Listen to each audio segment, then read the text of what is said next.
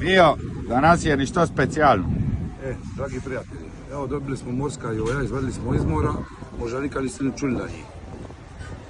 Dalmatinci najvjetnije i njih puno nije. Morska jaja, oni su puni joda. Morska jaja. Morska jaja, gospodin. Ti se nalazi ovo Mio? U moru. Naravno. Ne, neće nam biti na Marsu. Pari kamika, ni kamik. Pari kamika, ni kamik. Sad se ovo lagano otvoro, pazite. Može, otvorite napolje. U tom momentu ćete dobiti jednu strukturu jako prekrasnu. Pogledajte koja je to struktura. To je struktura joda, crveno žučkaste boje, čak imaju neke žilice po sebi, ko da je krv. Gledajte, vidite kako to izgleda. To je ovako izgleda. Servira se obavezno na led. Stavljamo na led i serviramo.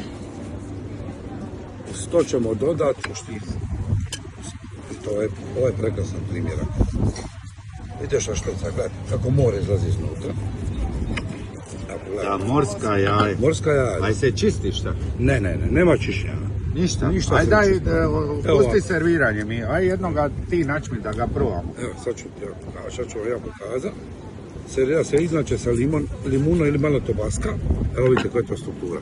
Znači, izvadim lavno žličicu, a ja ću vam sad pokazati, evo ovako. Znači, samo noktom izvadite vanka.